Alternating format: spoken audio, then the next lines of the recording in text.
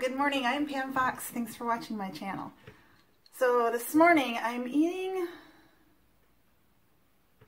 some blueberries and a little bit of hemp milk. This is vanilla flavored hemp milk. Don't those look good? They are so good. So this past weekend I was visiting my folks and we stopped at I don't know, some kind of a market, and they had these half flats of blueberries, so I got them, and they're so good. I grow my own blueberries and they're not this good because we don't get a lot of sun where I live, so they don't get that sun sweetened flavor, but oh my gosh, these are so good. They're not huge, but pretty big. They're so sweet.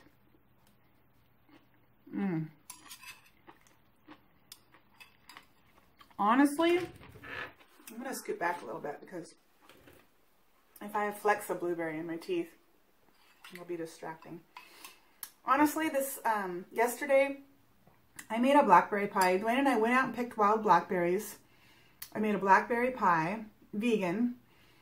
We had it with vegan cashew ice cream from So Delicious. And it was really good, I'm not going to lie. The pie, the ice cream, the whole thing, it was really good. Here's the funny thing though.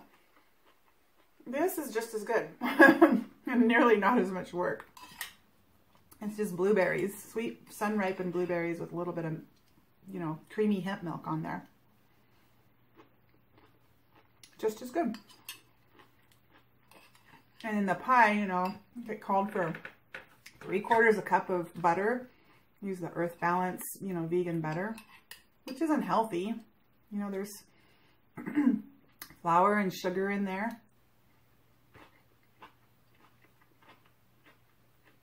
Which isn't terrible, but this is just so much better. Whole plant foods. If I were to just eat these plain, it'd be even better, but it is good with a little bit of cream on there.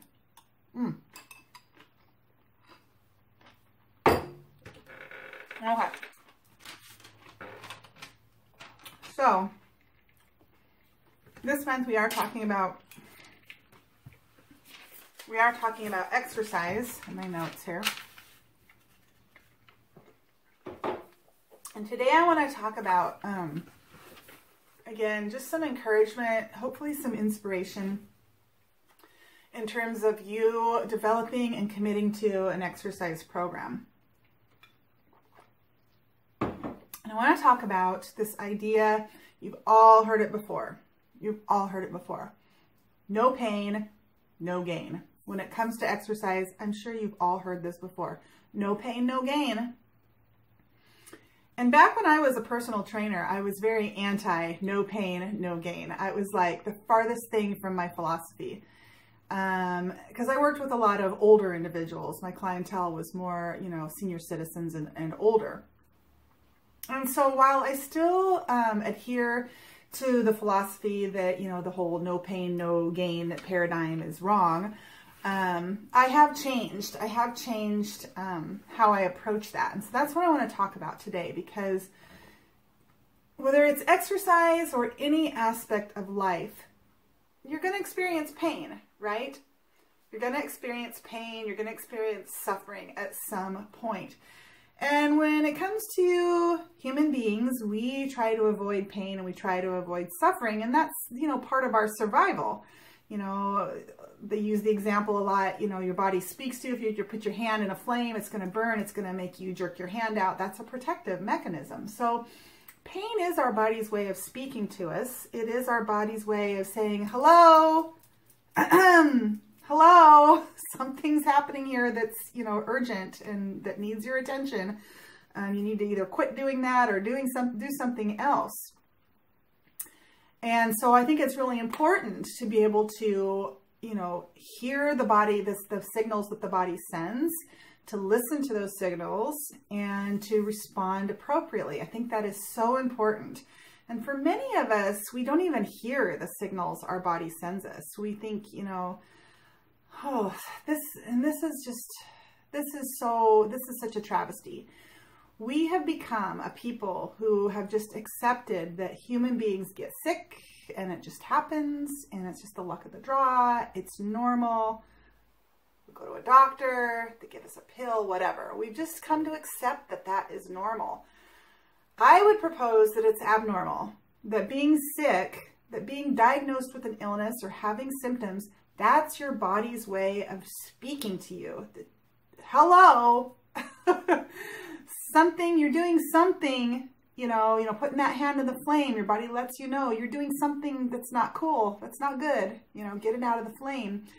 Any symptom that you're having, any feeling of discomfort, of pain, of sickness, of weakness, of tiredness, those are all your body's ways of speaking to you, saying, hello, something is not right.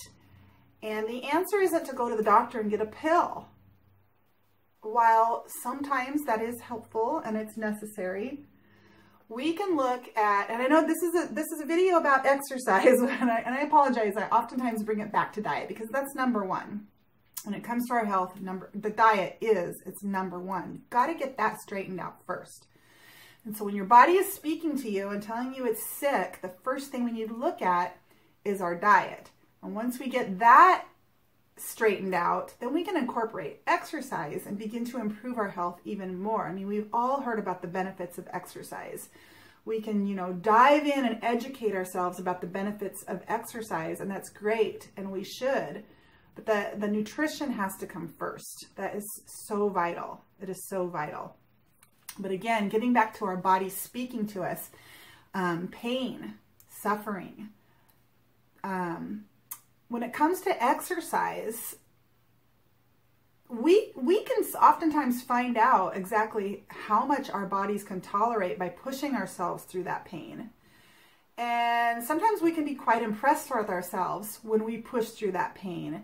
And again, if you're on a plant-based diet, recovery from pushing yourself through that pain during exercise is going to be so much quicker, and you're going to be so much less likely to injure yourself if you're on a plant-based diet and you're exercising, you're pushing yourself through that pain. Okay, so why would we want to do that though? Why would we want to push ourselves through that pain?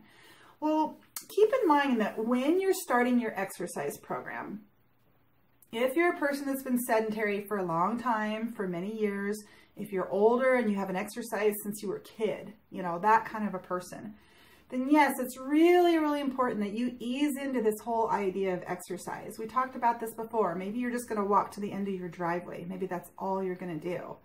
Maybe you're going to do something really gentle like swimming or yoga, something that's extremely safe and has a low risk of injuring yourself. While people can injure themselves, swimming, obviously you can die swimming, or even yoga. People injure themselves in yoga all the time. But my point is that we should start out with something very easy and not push ourselves in the beginning. You're not going to be a 50-year-old sedentary woman that's overweight and hasn't exercised in 30 years and go in the gym and lift heavy weights. That's going to put you at a high risk of injury.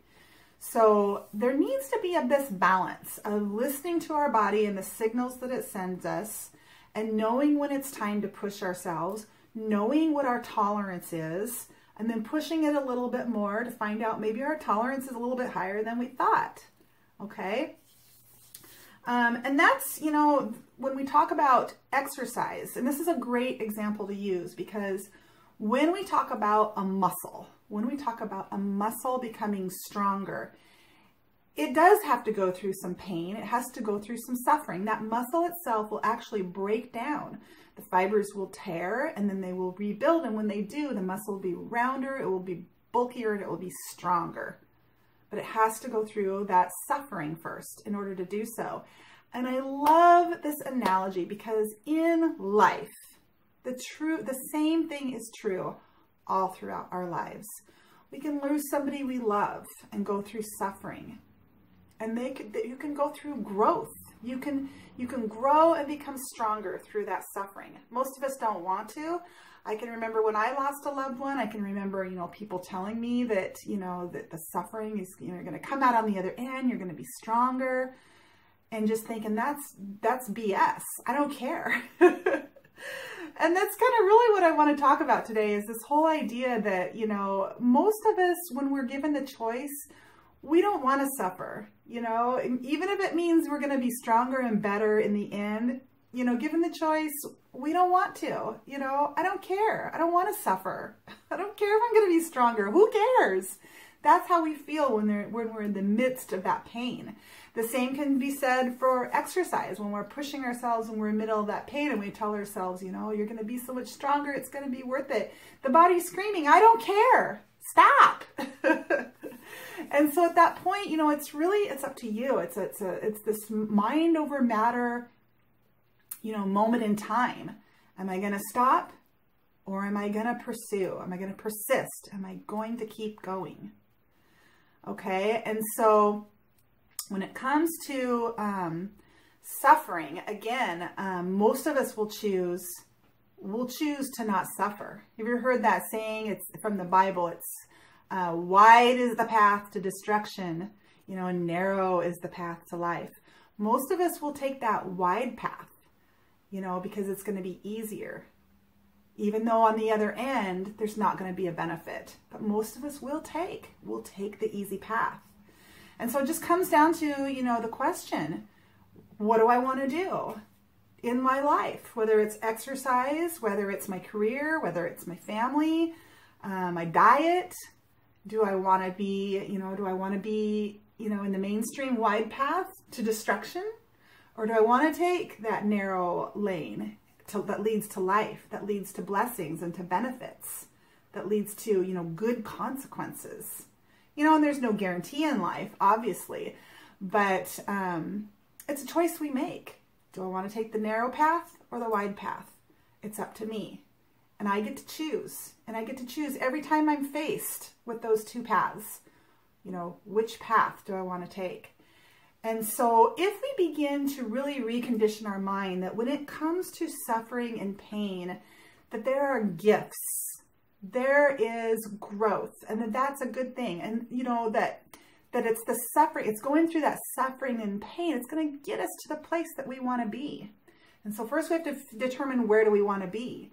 And that's why it's so important to really sit down and have a good understanding. Well, what kind of body do I want to have? Well, I want to be lean. I want to be strong. I want to be energized. I want to be wide awake. I want to be able to, what do I want to do? I want to travel. I want to play with my grandkids. I want to run. I want to jump. I want to climb. I want to go river rafting. I want to hike. You know, what do I want to look like? What do I want to do? What do I want other people to see when they look at me? Do I want to be an inspiration? Do I want other people to look at me and say, oh, Pam did it. That's really cool. She looks like she's feeling her best. I want that too. Do we want to be an inspiration to others? So again, what does that look like? What does it look like in your life's work?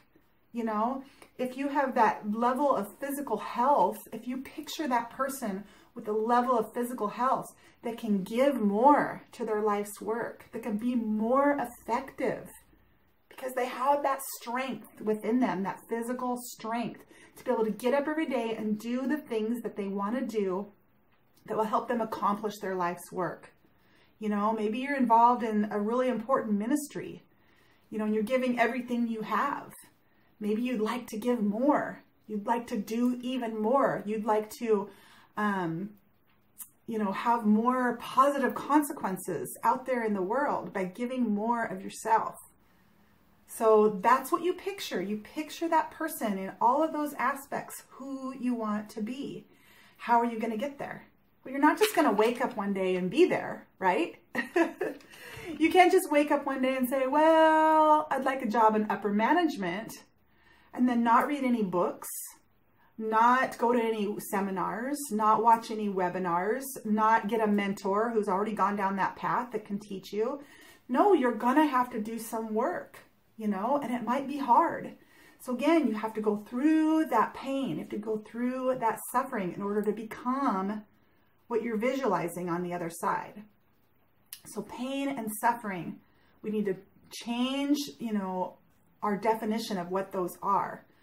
Yes, they can be a bad thing, and yes, they hurt, but there's goodness in pain and suffering as well, and we have to acknowledge that, and we have to remember that, and we have to focus on that, especially when we're in the midst of the pain and suffering. You know, what can I learn right now in this pain and suffering? What are the lessons? Okay, so, gosh, I think that's it. I'm going to finish my blueberries because they're delicious. But just keep in mind this month as you're doing your 30-day Crush Your Fitness Goals challenge, if it gets a little, challenging, if it gets a little painful, that's life. That is life, especially when you're trying to better yourself. Another Bible scripture, I'm no Bible scholar, so if I butcher some of these scriptures, please forgive me, but another great one is, we are told in the Bible that we will endure tribulations, that there will be pain and suffering. But that when, it says right there in the Bible that as you go through that pain and that sufferings, there will be a development, of character. And again, when you're in it, you're like, I don't care. I don't want to have developed character. I understand that. But it's through our pain and suffering that we grow. And that's a good thing. So change your definition of pain and suffering. Understand that it's gonna happen. It's inevitable. Embrace it and figure out, how you are going to move through life with the new definition that pain and suffering it's really your friend, and it's going to help you get to where you want to go and become who you want to be. All right. Thank you for watching.